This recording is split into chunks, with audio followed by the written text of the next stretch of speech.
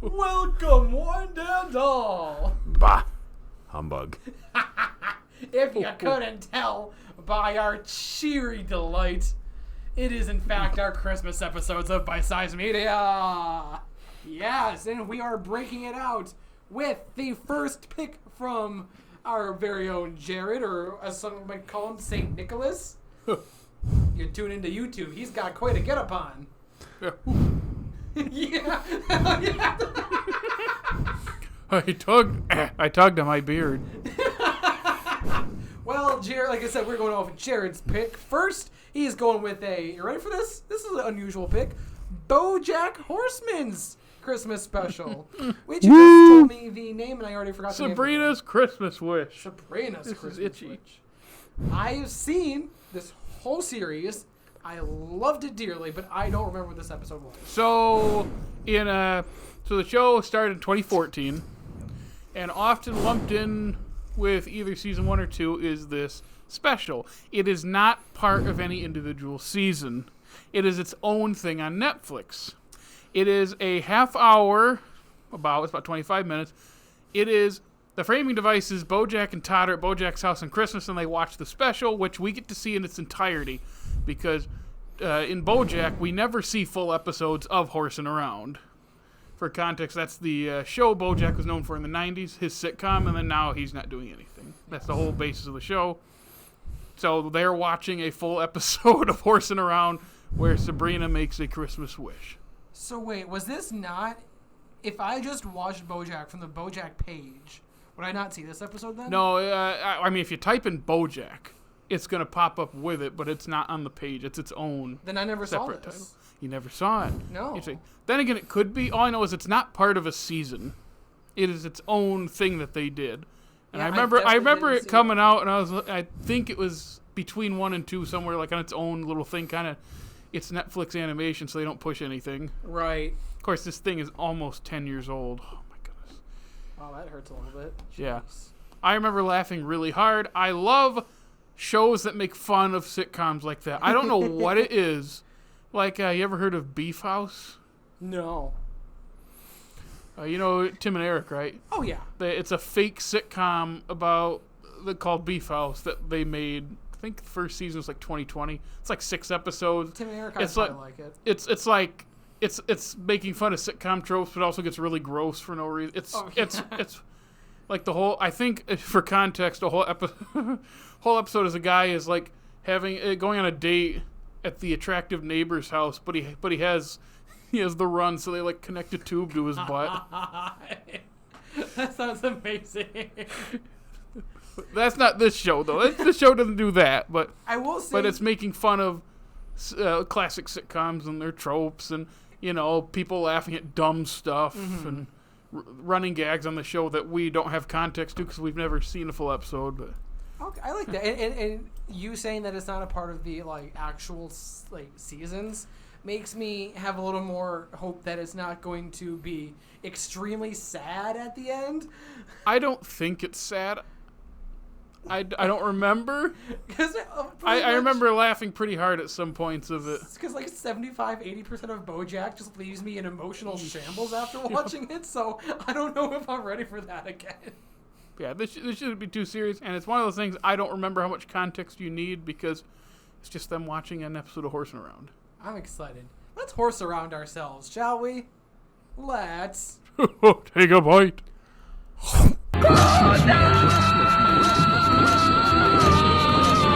And holy crap, that's funny. Oh, that's good. And if it's, you know what? It's funny. I asked you if it gets really sad at the end, and you said no. It still got a little sad. It still hit me in my heart was feeling some emotions there. Because you're easy. I am. I'm very easy. Yeah. And then just breaks with the line. Well, if your parents dying means we came together, I am glad your parents are dead.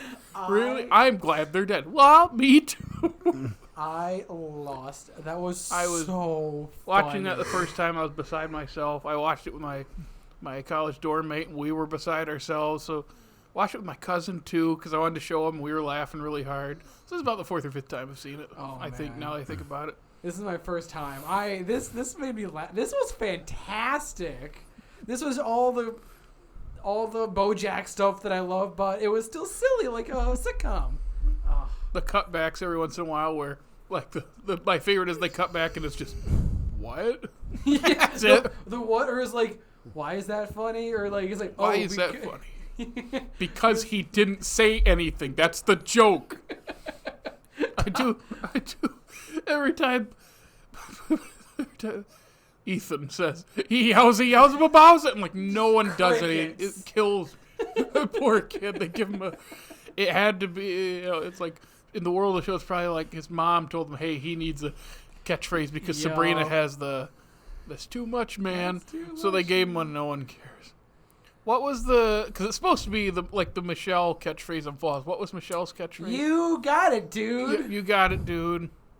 And also they did the Full House thing with leave. It wasn't Gibbler. Go home, Goober. Go home, Goober. Which is just a sitcom trope. You have the what's a good word? The ne'er-do-well who comes in and you're like, go home. Nobody wants to. Yeah. I was. That's just the Gibbler. Wasn't Urkel the ne'er-do-well for like the first 2 seasons before they made him a main character? Yeah, he's more of the annoying neighbor because he. Well, that's what Gibbler is then. I don't think Goober's their neighbor.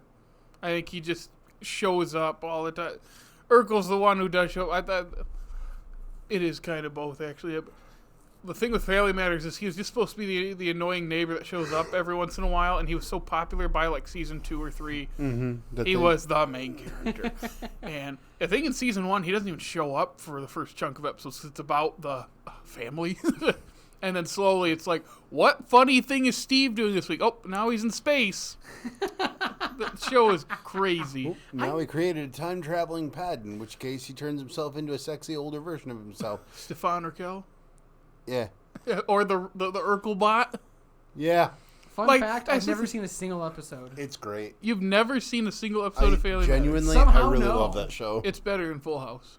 Yeah. I only say that because, they're companion pieces. Yeah. Oh, yeah. Just on at the same time. They're on the same block, and they crossed over. Did they? Yeah. Yes, they did. They did cross Urkel is over. on the episode of Full House Yeah. where Stephanie gets glasses. And he and Uncle Jesse do that Urkel dance together, and it is one of the most awkward things, but it's so funny. You want a 90s sitcom in a nutshell, it's that episode. Didn't we watch that for something? There was a Full House episode for something. We did Side by Side. We watched the first episode of Full House and Fuller House and compared them. I thought we pulled up that clip or something. I don't know. Didn't it? No, I do remember the side, but yeah. Anyway. But when you watch this Christmas special, it's like, it's funny how it's playing on the tropes and the cliches, and it's not supposed to be written well, and yet you get invested into it knowing how dumb it is. Just like what they're doing. They're watching, it's like, there are more. They're stupid. We just watch to see how stupid they are. Yeah, but you just get invested in it. There's something about them that you keep watching, even though you're aware of how dumb it is. It's just, it's a warm, there's a warmness to it. It's because it's Christmas. Not even Christmas. It's just like the simple nature of like, even like look at like the Brady Bunch or like Full House or literally anything like that. Like just the simple, happy, everything is fine, everything always works out in the end. Yeah, I think they say that in BoJack somewhere. It's like one of the characters saying to him like, I know you think it's stupid, but like it helped me through some hard times because while my life is hard, I get to watch a show where a family loves each other, and at the end of 30 minutes, everything is fixed. Everything is resolved. Yeah. And it's like, yeah, that's true. And that's why a lot of people enjoy sitcoms like that because they like to feel good about something for once. Absolutely. And that's the end. The end hit me so hard. Because like he just broke down. It's like, no, Santa's not real. I'm just gonna be real with you. I'm like, that's a really good character. Santa works in mysterious ways. That line sent me. I was laughing so hard. Oh my gosh. I don't know what it is about. I think I said in the intro too. Just parodies of those sitcoms. Just I could just keep watching. I don't know why. Like the John C. Reilly for Steve Brule. did like a half-hour fake sitcom that Steve Brule puts on called Bag Boy, where he works at like a small supermarket. Oh my god, I haven't seen that, but that sounds amazing. And the joke, it's like a pilot. It's like a pilot that get picked up. It's characters from Check It Out, and he's a bag boy, and like the first scene is he literally mops himself into a corner. He's like, oh, I really mopped myself into a corner, and he tries to step around it, and he slips, and he throws up, and then the main title starts. And I remember telling my cousin, because I wasn't a giant fan of Check It Out. I wonder if I'd laugh at it more now, but I watched that, and I loved that. I was like, I'd watch more Bag Boy. Like, I don't know what it is, and that's what Beef House is. Mm-hmm. It's that same vein, and that actually has more episodes. It's like, I can just keep watching this. It's like it is aware of what it is, but it's just stupid. I just love that. I feel like there's episodes and parts of, oh my god, Community that do a very similar thing. I can't remember if they ripped on sitcoms specifically. I don't think they rip on it directly. I think they rip on the trope. Okay. Because they hit those. There's obviously things that are spoken about different medias and like movies and stuff, but they don't go into a full-on I couldn't remember exactly. Parody of Abed's Uncontrollable Christmas that we covered a couple years ago is exactly that. Actually, yeah, please go watch our review on that because we did a really good job. That was fun. Yeah, like that, like what Jake's saying. That's literally playing on those old Christmas specials. Yeah, and calling out like how they work and how they function and all that. Like we covered it a couple years ago. Mm-hmm. I also appreciate. So great. I appreciate how every time we cut back to BoJack and Todd, there were consistently more and more beer cans and more bottles. Beer cans. And more sticky spots on the wall. From Todd and the that was driving me nuts because in my brain, like my childhood memory is just triggered because I know how sticky candy canes can get. I don't even like to eat them. I don't like them that much. Unless it's like a Starburst one or some kind of fruity one? dumb flavor. Mm-hmm. But like, I was just like, ew. They're so hard to eat. I never understand how you're supposed to suck on them.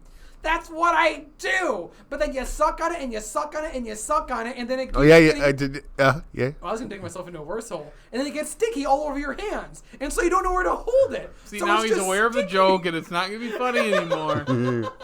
So I'm just saying here, you know that you're supposed to not unwrap the whole thing at once, right? Yeah, no, I always unwrap the whole thing at once. There's your first mistake. I just try to gobble it up all at once. And I bet you do try to gobble it all up at once. Yeah, I mean, I can usually fit most of it in my mouth right. I mean, you got to do what you got to do. I am glad you caught those because the whole show is very good at small details and things in the background. Like they're constantly putting details everywhere. I didn't notice that he kept hitting the wall with it, like you said. It was only once or twice, and it's not in focus. It's like he's talking, and he just like does I thought he was just turning it. That's what. I bet you that's when he was hitting the walls. He was turning it, and I was wondering why he was turning it. And then don't forget at the end, he pulled out the whole another one. Yeah, that's one thing. Like the best example of them being very, very focused on the details is the opening for each season is different. Yeah. And it's a shot, like one of those following shots through his house for most of it.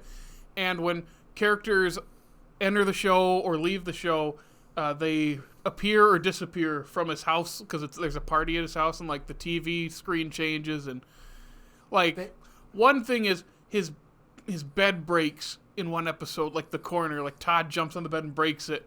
And from then on in all of the things, his bed is broken, and then he gets it fixed in like season 2 or 3, and then from then on, the intro, the bed's fixed. Like just the little details like that. They literally stick with Hollywood from the beginning. He doesn't know the context of that. I know that. that's completely out of context, but the point being they hyper focus on those details. Yeah, and it's a testament to the writing. This is the first BoJack Horseman thing I've been exposed to. I have so many questions. I guess out of complete context without knowing any of the history of the characters, did it hit you good? Did you enjoy it? I mean, I didn't feel like you. I wasn't crying. Yeah, that's weird. I thought Aaron Paul is apparently a very good voice actor because if you didn't say that, I would have never known until the credits. He's great. Todd is great. He and Will Arnett, that's BoJack's voice, we're also producers on the show too. Oh, I didn't know that. Yep. Nice. And this is actually like some shows that we've covered. It's like, yeah, you need so much context to understand what's going on. This one is a good starting point, even though it's after season 1, because it's not about the plot. They're watching something. Like, it doesn't mean you can't get more out of it by knowing the context, but jumping in here, you don't need a ton. It's very much like an Elseworld, kind of just like bottled episode. And that's why it's not in the season, because it's its own thing. It's a special where they watch a special. Specialception. Shut up. But you liked the one BoJack thing you've seen? I don't know if you'd like the show. But I'm glad it's one of those things where I'm just not into comedy that much. It's not I mean, it is. It is. It's also one of the most depressing things I've ever seen. It gets very real, very fast, almost all the time. But I would say you have to be into it. Yes. Because there are people I know that tried and just could not get into it. It's like, don't force it. Like, if you don't like it, don't watch it, because then it's not going to hit as hard, and you're just not you're gonna be disappointed. And it definitely feels like something that's not for everyone. Like it's a very particular taste of humor and just. Oh, I remember when that first season dropped. I had a friend tell me, and it's the same thing. Everyone tells everybody. It's first season, first half not that good. Second half is actually really good. And then I remember, like, I've heard that so many times. And then I watched it. It's like, yeah, it's a little bit of a shaky start, and it was on purpose, because then you start getting invested, and when it gets deeper, it's like a slow thing. And that's the thing everyone's been saying since 2014. I think it's just a lot of shows as well. It just takes time. Not every show. Not every show, but a lot of shows just take time. Yeah, I was pretty hooked on Breaking Bad. Right away, first scene. Yeah. There are some shows, too, I'm trying to think of a good example, where they kind of blow their load in the first season, and then they spend the rest of it. I don't know. I like season 4 better than the rest of them. I would say they're good. Like that doesn't mean. Yeah, but you didn't like many of the rest of them either. I don't like 2. 3 is decent. 4 is good. I like 5. 6 is all right. Like, there's still subsequent seasons.